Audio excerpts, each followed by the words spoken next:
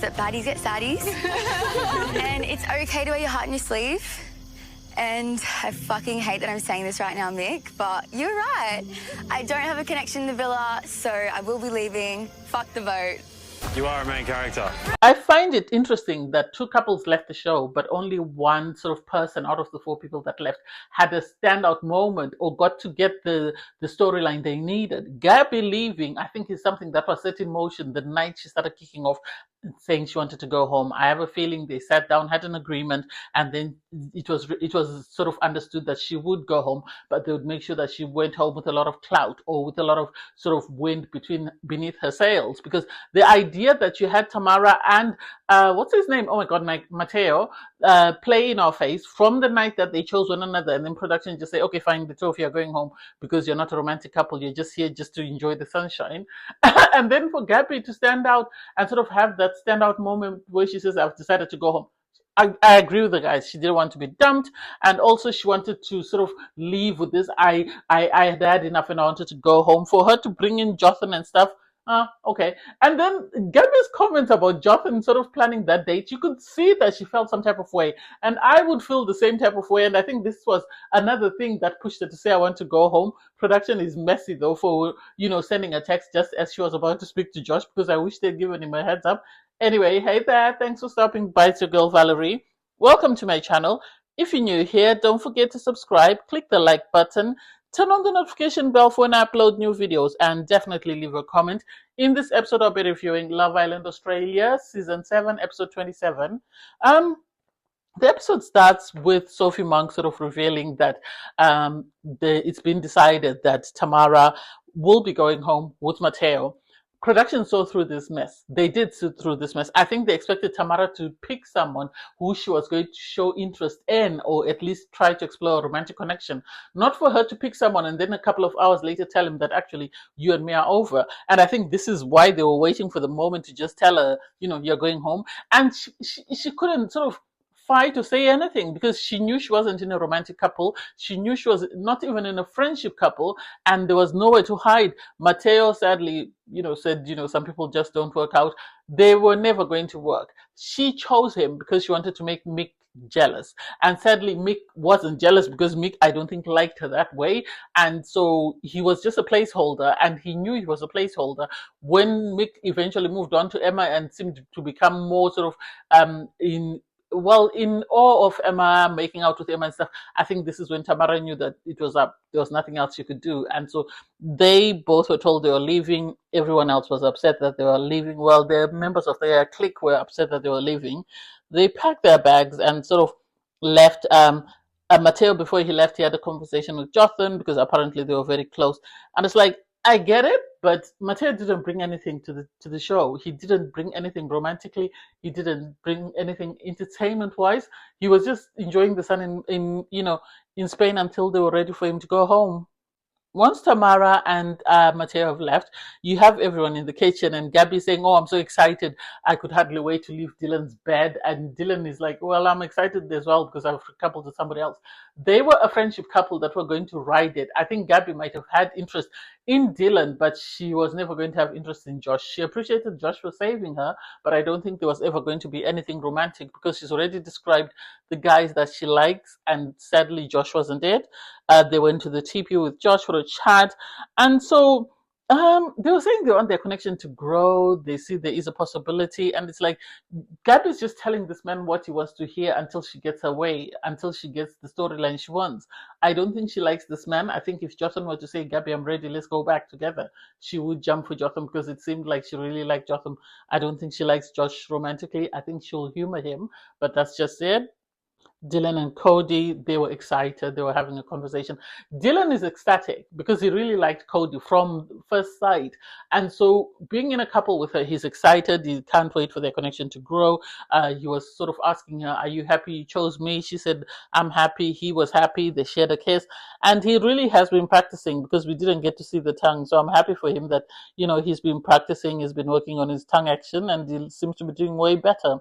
Anyway, while the Islanders are sitting in the kitchen, a text message comes in. Islanders, tonight's forecast, 100% chance of spooning with a chance of fireworks. The hideaway is open. And it's like, oh, Shan and Ross, please enjoy your night of privacy. Hashtag room with a great view. Hashtag mess up the mullet. And it's like, what great view? There's no great view in that room. That room is a mess. Anyway, they go to get ready. And I agree with Jotham that Mick is either Ross's friend or Ross's enemy. I have a feeling they did that because they were sort of trying to give Shan the egg because Ross didn't want to do anything on TV that he would regret because he's always been sort of hands-offish when it comes to being physically intimate. So there was no way I could think that he was going to be physically intimate with Shan because for him to have his hair moussed down and then put on that sort of towel diaper, it didn't make sense. Shan did try her best. She looked cute, but as soon as she saw him, everyone else was like, oh my God, this is not it. I would be dry if that were my man. So I don't understand why she seems excited. I think she was just putting on a brave face. I think Shan was putting on a brave face because she knew how embarrassing it was. Once they got into the hideaway and they picked up their drinks, she immediately told Ross, you need to change because I'm slowly getting the egg. And it's like, girl, you've already got the egg. Don't say slowly, just say you've got the egg. He went in, he changed. I think he actually had the shower and washed out the mousse. And then he used the toilet to open his bowels in front of her. And it's like, oh my God, what the hell? This man is really trying to put her off so that she doesn't ask for or doesn't expect anything. Anyway, everybody else got into bed and people were busy in bed. Everyone was busy. I think the only people that weren't busy were Gabby and Josh. Otherwise, everybody else was busy. Dylan was ecstatic because he finally got the partner that he wanted, and this is something he's been waiting for. So he was ecstatic to make out in bed. Anyway, all the islanders in the morning wake up. You have two people in the hideaway come back out. Uh, Ross speaks to the guys, and you have Shan speaking to the girls. They really didn't say much. They said, "Oh, we're just spooning." I don't buy it that they're a romantic couple. I really don't buy it. I think they're a friendship couple who are going to try as much as they can to sort of make this thing work. Otherwise, there's nothing romantic there. Anyway, while the islanders are sort of just hanging around the villa, you have Jotham decide to sort of plan this date for his girl. So he asked the guys to help him write a poem. He got a Shakutas report done by the guys, and he had the girls sort of keep Jade entertained. And it's surprisingly, Shan was the one who did that. And it's like Shan was mean to all the other girls, so I'm pleasantly surprised that suddenly she's here planning a date for somebody else. It doesn't make sense. The way she treated Boston, I don't understand how she could be that mean to Boston and Mia and be extra nice to these two Kiwi girls, which makes me question what in particular was different about them. Anyway, I digress. So Jotham, got the girls to sort of keep his girl entertained. And then eventually they came out and it was pretty because the guys had roses. I think production really set this up because they're trying to have romantic couples that they can sell to the viewers. So she was given a rose by every guy she came across. The first guy was Mitch until eventually she got to Jotham, and then Jotham sort of made her read these cards that he had written out. Gabby felt some type of way about it. You could see she felt some type of way about it. She was trying to be the bigger person, but she felt some type of way. Anyway, after after reading the cards, you then had them sit down for a date, and you had Jade sort of saying to Jotham, "I never expected this, but I'm happy." And I think they really balance each other out. With Jade, she's the peace that Gabby couldn't give Jotham, and Jotham seems like someone who loves a lot of peace, and sadly Gabby wasn't able to give him that. As much as he liked her, she wasn't able to give him the peace that he wanted. So this is why they struggled, and they eventually sort of broke up. And Gabby, sadly, I think hasn't got over it. And with the villa, it's really sad that you get to see your ex move on with someone else and be happy while you're still struggling with your feelings. So I get why she would feel some type of way. While the islanders are hanging around, a text comes in. Mix receives a message which says, "Islanders, who's up for water sport? On the menu today, pool party and a game of smooch or sauce. Hashtag slippery when wet and hashtag snip the sub." And it's like, it's about to be messy. It really is about to be messy. So with the game, they had a wheel with the guys' faces on it. And so the girls would go up, spin the wheel, and whoever's face it landed on, the guy would come up and the girl would decide whether she wanted to kiss him or whether she wanted to sauce him. And it's like, oh, this is going to be messy. Anyway, so to start off with, we had Yana. Yana picked Dylan. She sauced Dylan. Shan picked Ross, and then she sauced Ross. I think she was just after a storyline. I think she's trying to be entertaining so that she can win. Cody picked Dylan. She really made sure she picked Dylan. She kissed Dylan. She said she's always looking forward to that. Yana picked Mick. She sauced Mick again because she said she couldn't wait for that. Jade picked Jotham. Obviously, she sauced him and then she kissed him. Emma picked Nick. She sauced him and then she kissed him. And then after that, you had everybody sort of go into the pool. They just were washing off the sauce and people were making out. And there were girls who were making out. I think it was it Yana and Gabby? I think so. It looked like them. Anyway, the islanders were really excited and then they started getting ready for the night. Obviously, there'd been a conversation with Gabby saying, she was really struggling because of the fact that she had two failed connections in the villa and both guys seemed to be moving on without her. So this is something she was struggling with. The islanders pick up their drinks, they have their toast, and they go and sit in their little couples and just have conversations about their connections, which was really cute. And surprisingly, the moment Gabby sat down with Josh, I think she was about to tell him, she must have reached an understanding with production to say, okay, you now have to leave, or if you don't leave, they're going to vote you out. And Gabby must have said, I don't want to be voted out. And so I think this is why she got to choose how she left. She got to choose what she was wearing, and her exit was what she wanted. Because the islanders got a message to gather around the fire pit. When they gathered around the fire pit, they got a message to say, there's 6 couples, we need to cut down to 5. And so in cutting down to 5, the islanders were supposed to choose. Gabby decided that was her moment. She stood up at the fire pit. She said, I've always been real. I've always been genuine. I've decided it's my time because sadly there's nothing between me and Josh. I think that was unfair on Josh because at the end of the day, he didn't get to choose.